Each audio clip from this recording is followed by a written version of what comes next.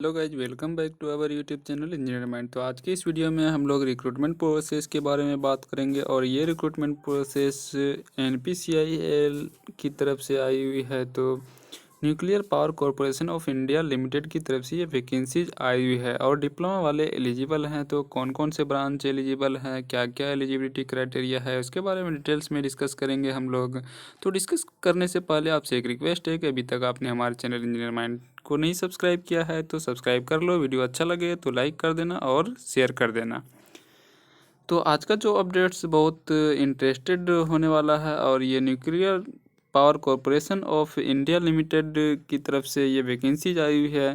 तो इसमें कौन कौन एलिजिबल हैं उसके बारे में डिटेल्स में बात करेंगे। सबसे पहले हम बात करते हैं कि कौन कौन सा ब्रांच एलिजिबल है और किस ब्रांच में कितनी वैकेंसीज है। हालांकि यहाँ पर जनरल डिपार्टमेंट में भी वैकेंसीज है और मेडिकल डिपार्टमेंट में भी वैकेंसीज है। तो उसके बारे में भी थोड़ा डिस्कस कर लेते हैं। इसके बाद हम लोग mechanical, electrical and electronics branch इसमें एलिजिबल है उसके बारे में भी डिटेल्स में डिस्कस करेंगे। तो सबसे पहले हम लोग देखते हैं कि नर्स ए, जिसमें जनरल कैटेगरी के लिए 2 एंड ओबीसी के लिए 1, पीडब्ल्यूडी के लिए 2 एंड टोटल 5 सीट रखा गया। एज क्राइटेरिया 18 से 30 साल।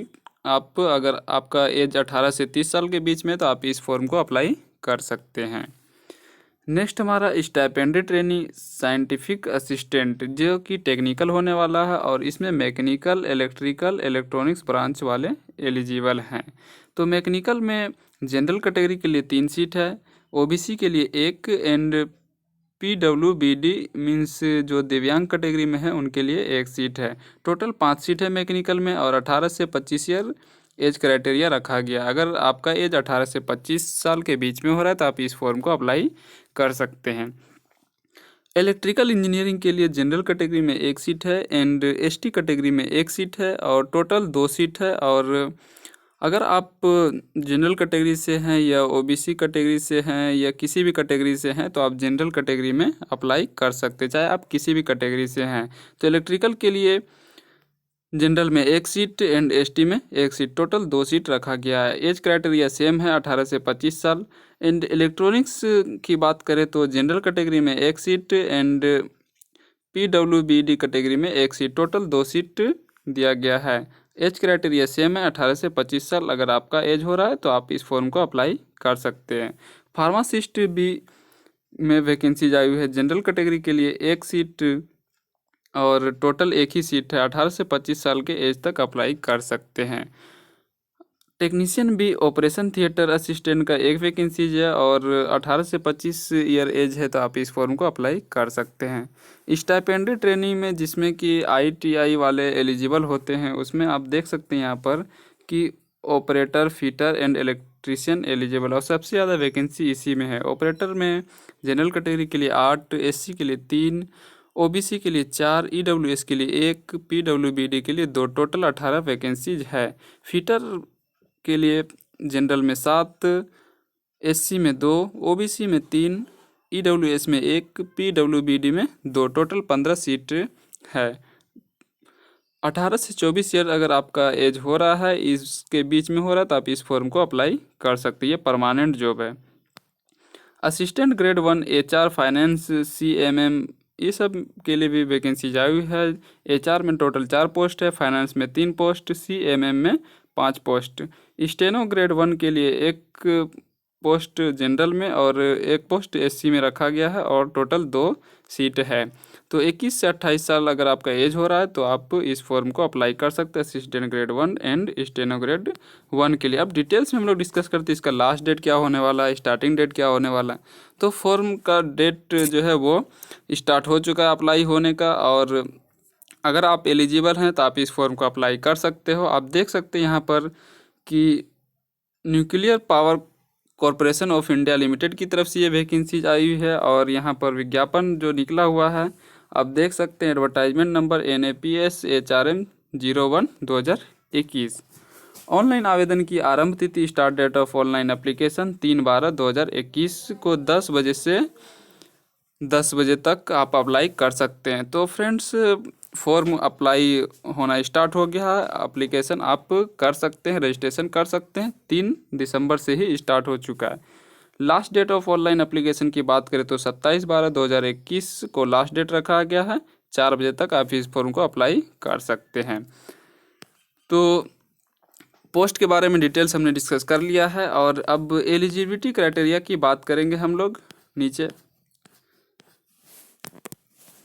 और इसके बारे में भी हमने डिस्कस कर लिया age criteria and post details के बारे में। अब बात करते हैं हम लोग कि पे स्केल कितना मिलेगा।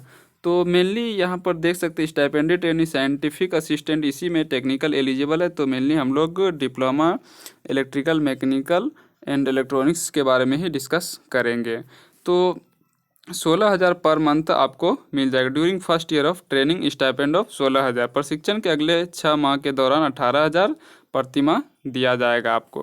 प्रशिक्षण की सफल प्राप्ति के उपरांत प्रशिक्षार्थियों को CCSRP नियम 2016 के अंतर्गत संशोधित वेतन संरचना, फ्रेंड्स आपका स्टार्टिंग जो होगा वो 6 मंथ वो आपको 16,000 दिया जाएगा और 6 महीने के बाद आपको 18,000 दिया जाएगा। तो 1 साल का क्या होगा, आपका ट्रेनिंग होगा और ट्रेनिंग के बाद आपको 35,400 सैलरी फिक्स हो जाएगा परमानेंट। जब आपका वो लोग देख लेंगे कि नहीं आप अच्छे से ट्रेनिंग किए और सही तरीके से वर्क कर रहे हैं, तो उसमें आपका सैलरी जो है 35,400 कर दिया जाएगा। तो मैक्सिमम एज क्राइटेरिया के बारे में भी हम लोग लास्ट अभी कुछ देर पहले डिस्कस किए, तो एज क्राइटेरिया के बारे में आपको समझ में आ गया। अब बात करते हैं कि एलिजिबिलिटी क्राइटेरिया। तो यहाँ पर आप देख सकते हैं कि यांत्रिकी मैकेनिकल में एंड विद्युत इलेक्ट्रिकल एंड इलेक्ट्रॉनिक्स में अगर आप डिप्लोमा किए हैं तो आप इस फॉर्म को अप्लाई कर सकते हैं। हालांकि अलग अलग पोस्ट के लिए अलग अलग एलिजिबिलिटी क्राइटेरिया है, तो उसके बारे में हम लोग डिटेल्स में उतना डिस्कस नहीं कर सकेंगे। मेनली क्या है कि हम लोग डिप्लोमा वाले के लिए एंड बीटेक वाले के लिए जो अपडेट लाते हैं, इसलिए टेक्निकल का ही मेनली यहाँ पर डिस्कस कर रहे हैं। तो इलेक्ट्रिकल मैकेनिकल एंड इलेक्ट्रॉनिक्स वाले एलिजिबल हैं। पे मैट्रिक्स के बारे में हम लोग भी डिस्कस कर लिए कि स्टार्टिंग जो 6 मंथ होगा वो ट्रेनिंग 1 साल तक होगा, लेकिन 6 मंथ तक आपको 16,000 दिया जाएगा और 6 मंथ के बाद फिर 18,000 आपको 6 मंथ तक मिलेगा। मीन्स 1 साल तक आपको ट्रेनिंग में रखेगा और इसके बाद जब ट्रेनिंग कंप्लीट हो जाएगा आपका, तो 35,400 सैलरी आपको दिया जाएगा। एलिजिबिलिटी क्राइटेरिया की बात करते हैं तो मेनली हम लोग डिप्लोमा वाले के लिए बात करते हैं। तो यहाँ पर आप देख सकते हैं स्टाइपेंडरी ट्रेनी इसी पोस्ट के लिए डिप्लोमा वाले एलिजिबल हैं।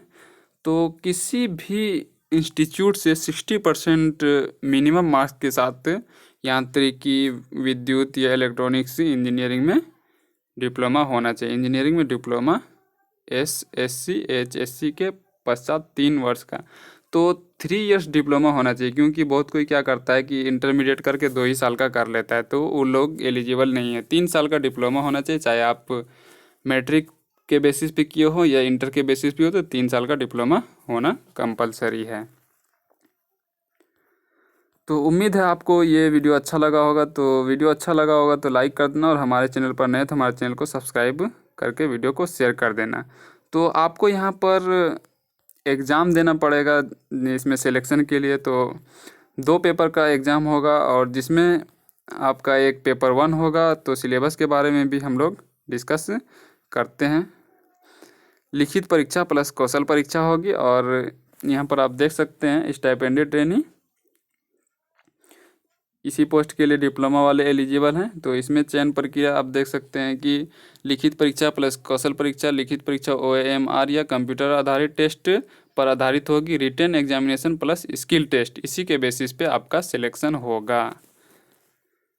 तो आप अगर इस फॉर्म के लिए एलिजिबल हैं तो आप इस फॉर्म को अप्लाई कर देना। यहाँ पर देख सकते हैं या तो आपका CBT बेसिस पे हो सकता है एग्ज़ाम या फिर ऑफलाइन एग्ज़ाम भी हो सकता है। यहाँ पर क्लियर दिया गया है लिखित परीक्षा OMR या कंप्यूटर आधारित टेस्ट पर आधारित होगी और रिटन एग्जामिनेशन और इंटरव्यू भी होगा। अंतिम पैनल में स्थान पाने के लिए अभ्यर्थियों को निर्धारित चयन प्रक्रिया का प्रत्येक चयन उत्तीर्ण करना होगा। तो फ्रेंड्स, अगर आप इस फॉर्म के लिए एलिजिबल हैं तो आप इस फॉर्म को अप्लाई कर देना। अब बात करते हैं कि क्या क्या क्राइटेरिया रहेगा क्वेश्चंस का। तो यहाँ पर आप देख सकते हैं कि 20 क्वेश्चन रहेगा मैथमेटिक्स से, 20 क्वेश्चन साइंस से एंड जनरल अवेयरनेस से 10 क्वेश्चन, टोटल 50 क्वेश्चंस रहेगा। अब 1 मार्क्स का भी हो सकता है और 2 मार्क्स का भी हो सकता है। तो 50 क्वेश्चंस आपको सॉल्व करना है और इसमें से 1 मार्क्स का भी क्वेश्चन हो सकता है और 2 मार्क्स का भी क्वेश्चन हो सकता है। तो उम्मीद है आपको आप इस फॉर्म के लिए एलिजिबल हैं, और आप अगर इस फॉर्म के एलिजिबल हैं तो अप्लाई कर देना। वीडियो अच्छा लगे तो लाइक कर देना और शेयर कर देना। तो आज की वीडियो में इतना ही, फिर नेक्स्ट वीडियो में मिलते, तब तक के लिए बाय।